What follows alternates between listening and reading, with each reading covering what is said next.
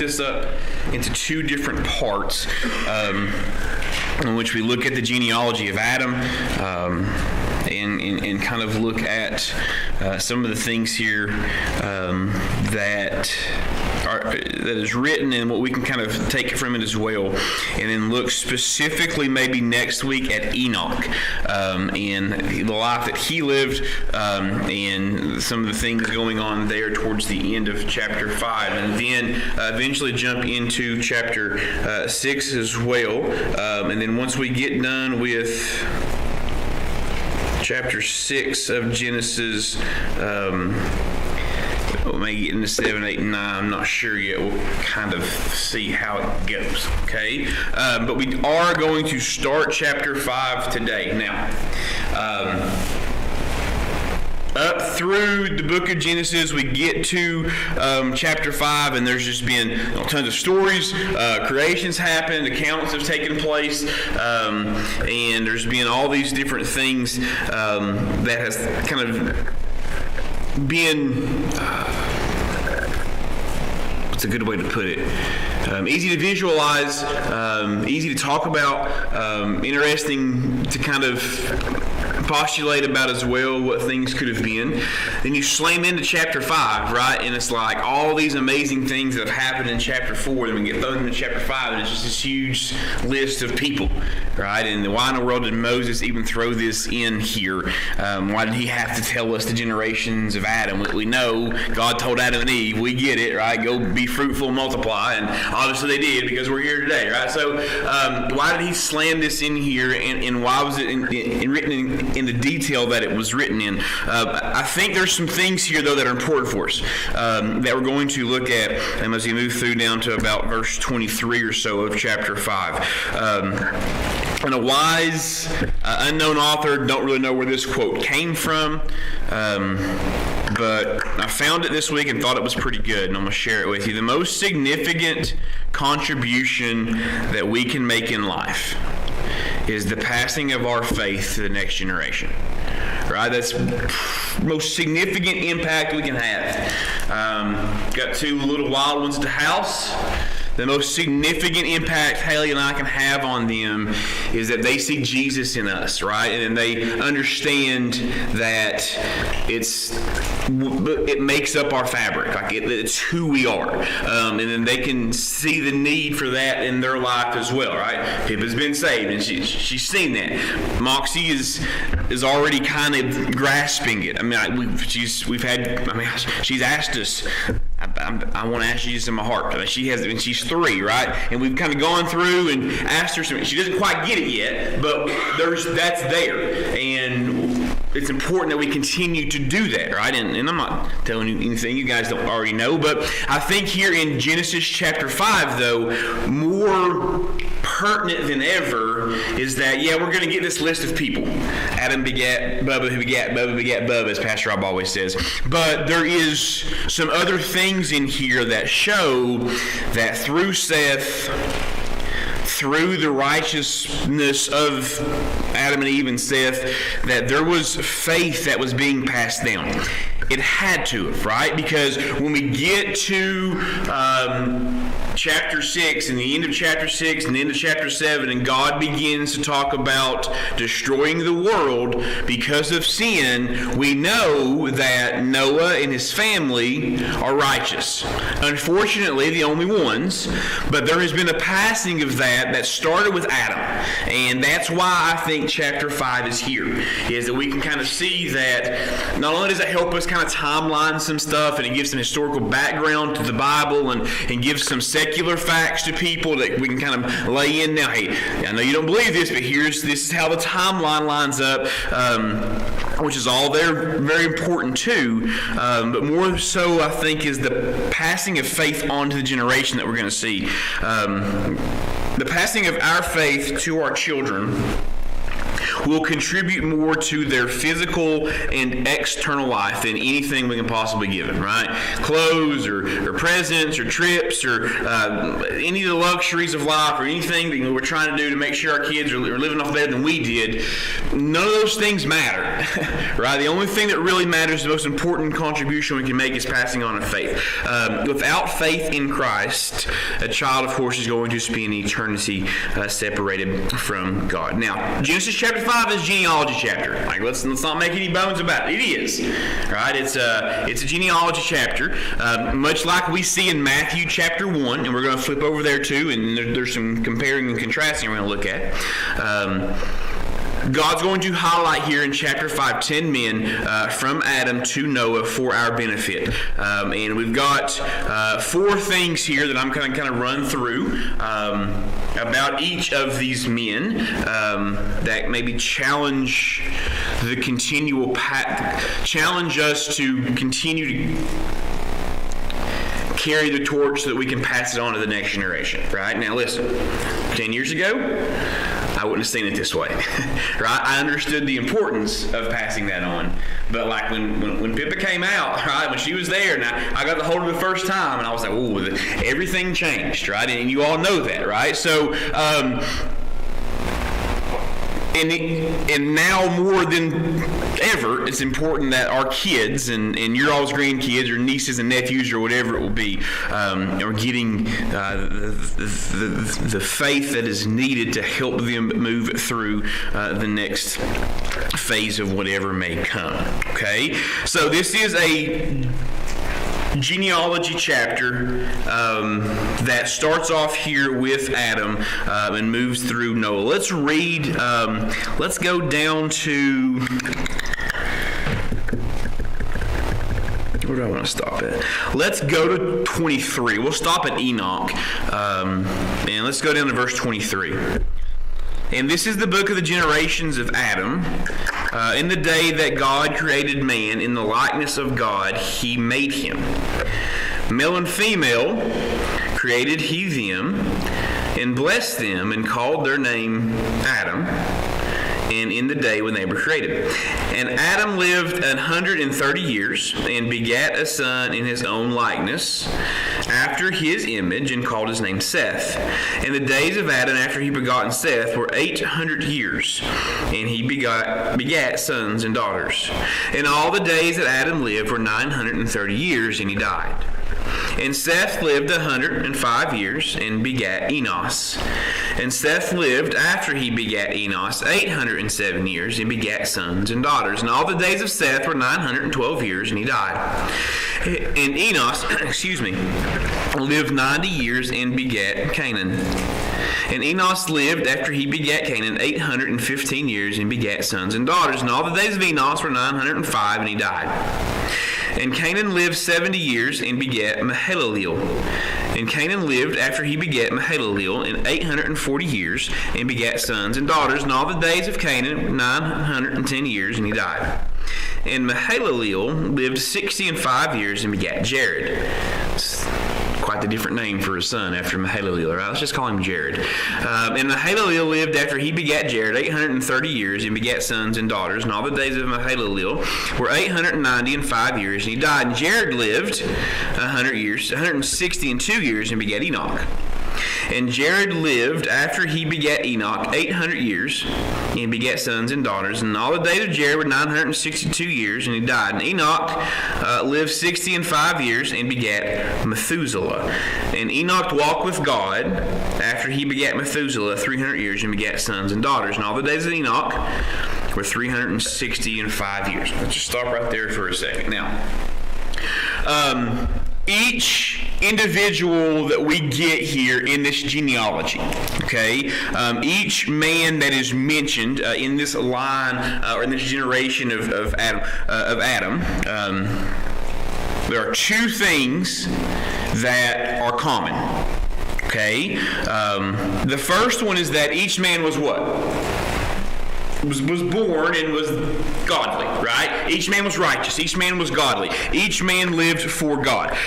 So these men were the godly line from Adam. Okay? Now, we know that Adam and Eve are having children, and that Adam and Eve's children are having children, and so on and so forth. We're only getting an image here of the children of Adam that were good. Okay?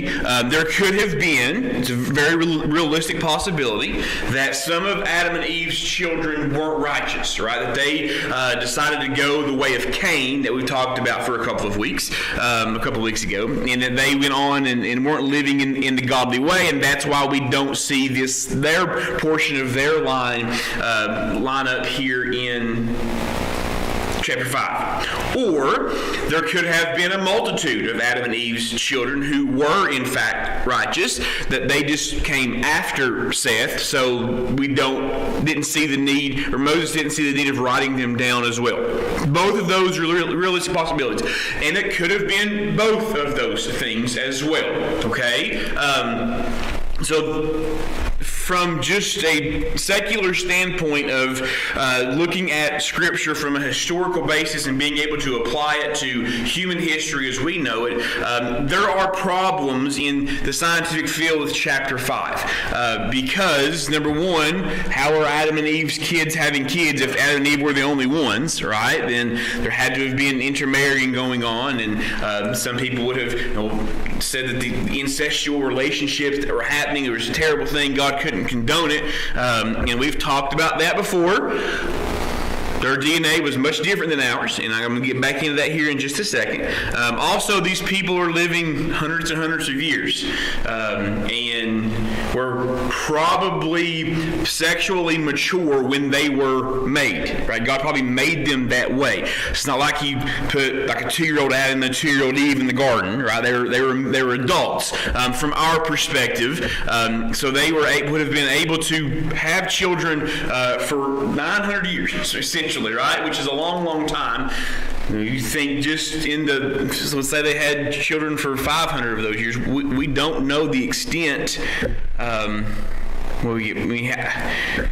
think a child a year, that's 500 kids. Could they have been having twins and triplets? Absolutely. Like, there's a lot of possibilities that kind of go on that you can see why population exploded very quickly from this. Okay? So there are those things that are always mentioned when you mention Genesis chapter 5. There's no way people live that long, having kids with their kids, and so on and so forth. Right? We know we're going to put that to bed because I've talked extensively about that. We know how scientifically that could happen. It's not a problem at all. Their DNA was nowhere near as polluted as ours is. Adam and Eve were made how? In the image of whom? God, and they were made perfectly, right? The fall came in, the transformation happened, the fall caused the curse, which caused their DNA now to be tainted and needing redeemed and needing saved, but it does not mean it is the same as ours was. It was completely, or not entirely different, but a lot more pure, and didn't have the imperfections in it that ours does, so that would have been no problem at all, plus they're living a very long time. Okay, so now, that's the science. Let's jump over to the other side of this. All of these men lived and were godly men. Now, we don't clearly state this in the text. It's strongly implied simply by the names of each of these men. By the character of Enoch, we got the sermon of Lamech, the fact that Noah found grace in the eyes of the Lord. Many of the names here that are used reveal faith in God. Mahalalel means the praise of God. Enoch is translated sometimes as dedicated. Methuselah, the man, it shall be sent, possibly referring to the flood, and Noah, of course, means rest. Though they were all men of faith, God highlights here a couple of them specifically. Now, if you'll go back over to Genesis chapter 4 and look at verse number 26, which is just right across the page from us, and Seth, to him also there was born a son, and he called his name Enos, right? And then with the birth of Enos, we see here that men begin to call upon the name of the Lord, right? So God highlights Enos generating from Enos, people are starting to call on the name of the Lord. So we again see the righteousness and the faithfulness of these individuals who are being mentioned here in this genealogy. Over back in, of course, chapter 5, chapter verse 21 down to 24, God highlights Enoch, right? And we're going to get into more of Enoch next week, but we'll read it. Enoch lived 60 and 5 years to beget Methuselah, and walked with God after he begat Methuselah 300 years, and begat sons and daughters. And all the days of Enoch were 360 and 5 years. And Enoch walked with God, right? And he was not, for God took him. And we'll talk about that again, of course, next week. But we see the fact here that a man walking so intimately with God that he was just raptured right straight, transfigured right straight to heaven without dying at all. Enoch and Noah are the only two men mentioned in the Bible to have walked with God. And Enoch and Elijah, of course, are the only two men to go to heaven without dying. Therefore, Enoch, obviously, if he was able to go straight to heaven with God, and obviously a very, very righteous man, right? Methuselah lived 969 years. Now, that is longer than any other man recorded. And he died the same year the flood came. Okay, so he was alive while Noah was building the ark. Lamech, in verse 29, if you look down over there, and he called his name Noah, saying that he, or verse 28, and Lamech lived 180 and 2 years, and begat a son, and he called his name Noah, saying, the same shall comfort us concerning our work and toil of our hands, because of the ground which the Lord hath cursed. So we have Lamech here. It is mentioned in verse 28 and 29 as well. And named his son Noah, which of course meant rest. And then Noah got direct passing of faith down from his father. And we know, of course, that over in chapter 6, we'll see that Noah found grace in the eyes of the Lord, as he was mentioned, because he was also just, perfect, complete, and walk with God. Okay, and we're going to dive into that verse when we get to chapter 6. I don't want to jump into that yet, but we'll spend some time talking about that verse as well. Okay, but we know that he was righteous. Obviously, God tasked him with building the ark. So we see each man's faithfulness first of all, and then just inherently by inference we can see that each man is passing on the faith as well, right? If it's able to start, we see Seth and Enos and what people were doing when Enos was alive and glorifying God, and we can jump several hundred years later and see Noah righteous as well, then there's had to have been a progression of that getting passed on from generation to generation. Now, Adam, as we see back in the beginning of chapter 5, Adam has a son in his own likeness and in his own image. Now, this is going to be really important for us here. So go back to verse number 3. And Adam lived 130 years and begat a son in his own likeness, after his image, and called himself Seth. Now, Adam and Eve, over in Genesis chapter 2, or 1, in chapter 1, verse 2, in what image were Adam and Eve made? Well, in what image was Adam made? In the image of God, right? Eve was taken from Adam's rib, so she was technically made from the image of Adam, but that's why he called him woman. Okay, but we know that Adam was made in the image of God. All right, so there's something, again, special about Adam. We know that. We've explored that. We've talked about that. We get here to verse number 3, and there's some intriguing things that are mentioned here. We see that Seth was born in his own likeness after the image of Adam. Now, a couple of things here.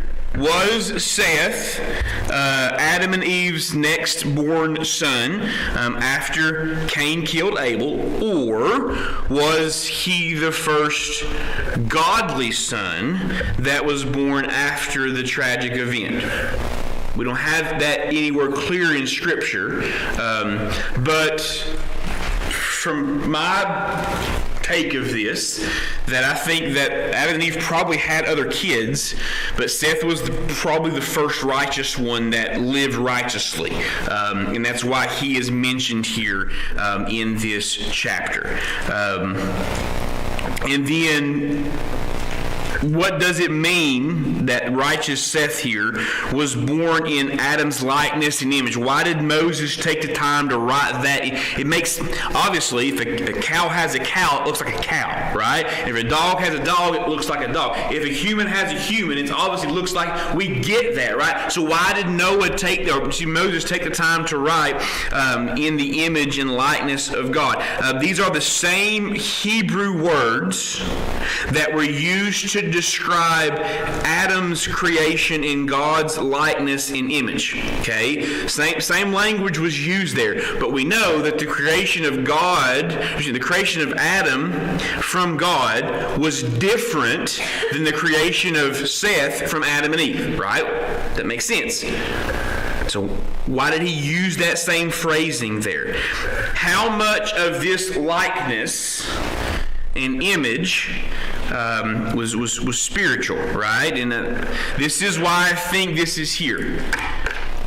Seth was born to Adam, and we know that because of Adam's sin, the curse came. And we see now that when talking about Cain and Abel, when they were born to Adam and Eve, back to chapter 4, if you just flip over there with me, it's close. And Adam and Eve knew his wife, and she conceived and bare Cain. Same thing with Abel. We don't see the phrasing used of his own likeness and image. Right? But we do. So why not, if he had twins, if he had sons previously in his own likeness and image, obviously, why did we put this in here in chapter 5? Okay? How was Seth's image at creation different than Adam's image at creation? What was the difference of Adam being born and Seth's being born? How were the images different? What's one huge thing that's different? Sin nature, right? Adam was not created with a sinful nature, but Seth was. Cain and Abel were created with that sinful nature, but we don't get any allusion to that in chapter 4. We get that allusion, the allusion to that in chapter 5, because Moses is trying to get the point across that yes, Seth was a sinner. Seth was going to die, and if Seth wasn't righteous and right with God, he was going to go to hell, because he had gotten Adam's tainted, cursed image that he had developed because of sin. But even in the midst of that, yes, he's got Adam's likeness and image in his sinful nature, but yet he is still a righteous man. This is how we know, because it progresses through each of these generations. Okay, one thing that we can deduce from this, obviously, is that Adam passed on his faith in God to Seth. Each man who had a son kept the faith. And we can't miss the obvious here, because God is noting these 10 men and putting them in this genealogy because all of them were faithful to him. And they all passed this on from one generation to the next. Now, was this God-fearing son of each man his firstborn? Don't know, right? But we do know they're having lots of kids. So it could have been any of them. But what we do know, firstborn, 15th born, or lastborn, doesn't matter. What we do know is that each of these men mentioned were righteous, right? Each of these men were following God and being faithful to him. So we must not, so the God-fearing, since we don't know how old these men were when they're married, that does not help us because of their age when their God-fearing son was born. So it seems likely, though, that these were not the firstborn sons, but these were the faith-born sons. Okay, and that's kind of why they are mentioned. So that's the first two things. Third thing is this, is that each man, while righteous, still had failures.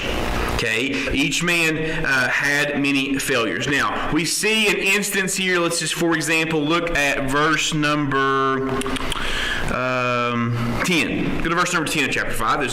This happens a lot of times. Enos lived after he begat Canaan 815 years. And the phrase is always what? And begat sons and daughters, right? And we see that with each and every one of these. We can't overlook the fact that this statement is repeated every time we get a new generation here in Genesis chapter 5. These men, of course, all lived for hundreds of years. Evidently bore many children, and if we extended our present childbearing years to a lifespan of 900 plus, a lot of these women could have potentially borne children for 700 or 800 years. That's a lot of potential children, right? Evidently, though, that the other sons and daughters at some point had to have rejected God, right? Because we know, where does the state of the world go? We can infer this from chapters 6, 7, and 8. How does the morality of the world go? Where did really bad, right? Where did all those people come from? These men here, right, and their families, okay? So obviously, sons and daughters did not live faithful lives, which means that these guys who were really faithful and righteous, they missed some. They didn't. Not all of the ones accepted the passing on of this faithfulness that the ones that are mentioned here. Noah is probably kind of the exception, right? Noah had 3 sons who were righteous. We see that in Genesis chapter 7. But Noah was also 500 years old before he even had his godly sons. So how many sons could Noah have had previously to Ham, Shem, and Japheth who weren't godly, who decided not to follow after that? Did Noah have any other children before them? We don't know, but there's a legitimate the commandment from God is be fruitful and multiply, right? That's what's supposed to be going on. That's what people are doing.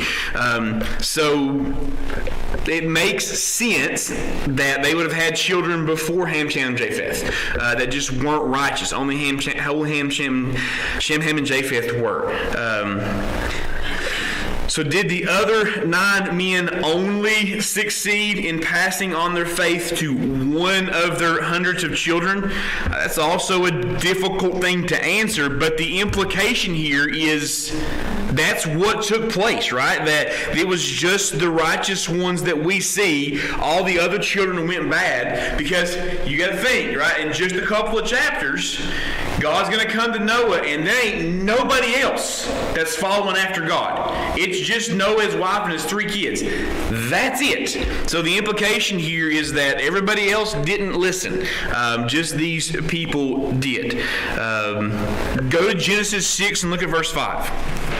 And God saw that the wickedness of man was great in the earth, and that every imagination of the thoughts of the heart was only righteous continually? No, evil continually. Where did all these evil people come from? The same dudes that we're talking about here in Genesis chapter 5, right? They're of the same line. Had to have been, because Adam and Eve started the whole thing. Another clue here is Noah goes onto the ark. Over in Genesis chapter 7, we know that there were only 8 people righteous in the entire world. Even after all this preaching, him living righteously, and building the boat, the animals walking down, we talked about all those things before, right? It blows my mind Noah's neighbor didn't get on the boat. That's the one family that should have got on the boat, right? Because not only has he seen Noah build this ark for however long it took him, but he woke up one morning and looked out his window, and what was happening? Just a parade of 2x2 animals walking by his house and up onto this boat. I think if I'm Noah's neighbor, I'm at least going to go and see what's going on, right? But he didn't, because everybody was evil. Nobody was righteous at all except for the individuals, the 8 people that were with Noah. We know that God created every human with a free will. Each must make his or her own choice to believe or to reject God. As parents, we must live out our faith in God before our children. Teach it diligently to all of our children. Talk about it regularly in front of our children, and pray fervently for each of our children, and beg God to convict and convert our kids. As in the days of Noah, the world around us is wicked and doing all that it can to lure the righteousness into its vices. Go to 1 Thessalonians chapter 5 with me real quick, and I got one more point and we'll finish up. 1 Thessalonians chapter 5.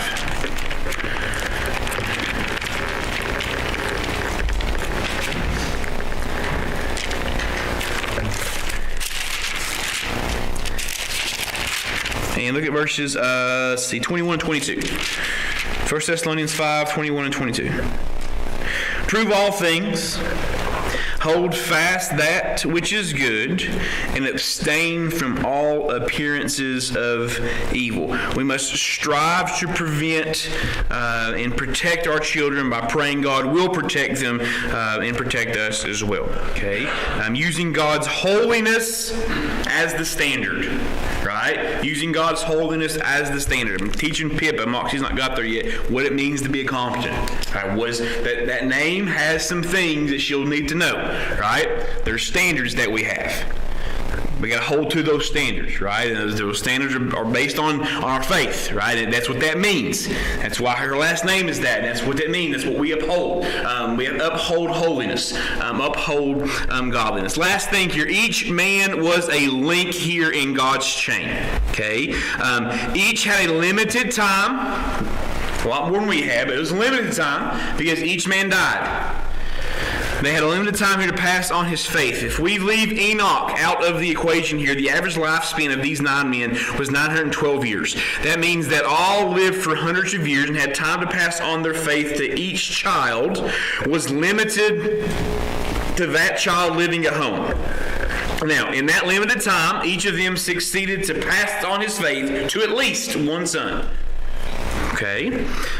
We too have a limited time with each child God gives us to pass on our faith, and we must make the best of every moment because it passes very quickly. People told me as I got older, time would go fast. I didn't believe them. Then I had kids. And then it's like a fast forward button hit, right? We have a small amount of time to make sure we're passing on our faith. We are, just like these men were a vital part of God's link in getting righteousness passed on, we also, as parents, grandparents as well, nieces or uncles and aunts, we're all part of this thing, passing on, being a vital part of God's plan of passing on the faith to children. It's not just a nice idea, it's a vital thing that has to happen. God is depending on us to keep the faith alive and to help spread and grow it. Like these 10 men here in Genesis chapter 5, if God sees fit to, children here, we've got grandchildren, great-grandchildren, we have to make passing on the faith top priority. Without question, if we're going to be able to accurately pass on the faith to our next generation, what do we have to have? A very strong, active faith ourselves, right? Our relationship has to be healthy, has to be close with God, I can't pass on something I don't have myself, right? I can't be a description. I can't be an example of something if I'm not doing it myself, right? So that's like I'm going to just get a little personal for a second. That'll be okay. You're all family here. I'm not an overly affectionate person by nature. I'm not. Matter of fact, when Haley and I first started dating, I was up front with her. It's like, listen, I don't really like to be touched. And that's just kind of how I am. I make it a point to be a little overly loving on Haley when the girls are around because I want them to not, like when they get older, right, I want to make sure that hopefully they'll never get married. They can stay with us. That'd be fine. They can stay with us. I'll be okay with that. But I want them to make sure that they know what it means and what they should look for in a husband, right? I want somebody who's loving on them, wants to take care of them, and I want them to see that in me as how I treat their mother. So I can't be an example for their future husbands if I'm not being an example myself. Same thing here with our faith, right? I can't be a good example of my faith to my kids if I don't have that myself. That's what that means, to pass that thing on to the next generation. And why it's so incredibly important. And why you now begin to see why I've had such a desire to get into these chapters of the book of Genesis, because we've got to fight a fight here to make sure our young'uns are in good shape for the fight that's coming. Let's pray. Our Heavenly Father, we thank you so much for another day, another opportunity that we have to spend time looking into your word and being able to learn from what some people I think would think maybe kind of more just the monotonous chapters here, just things kind of push us through a narrative here, Lord. There's so much that you've given us, even in just a genealogy of people being born and dying, and over and over and over again, Lord. And I thank you for the opportunity that we have able to see what Moses was trying to get across to the reader of the book of Genesis, and the importance of passing on that faith and passing on those traditions and that knowledge of you, Lord, and that living for you, being the example to our kids and our nieces and nephews, Lord, and all the people that we're involved with, because that's the greatest thing we can do, is send that faith on down the line, Lord, to the next generation, Lord. So I pray, Lord, we continue here as a church, as a family here. We continue, Lord, to see the great need and great importance of being good, godly examples to the young ones and the other generations who are around us, Lord, so they can as well do the same thing for our grandkids and great-grandkids and so on and so forth, hopefully for 10, 11 generations, just like we've seen here in Genesis chapter 5, Lord, if you continue to tarry. I'm going to pray for Pastor Rob as he comes here in the next hour as well, and in the following hour too, Lord, just be with him this morning. Keep us attentive to the word that you'd have through him as well. In your name I pray. Amen. Enoch next week. We'll spend time talking about Enoch.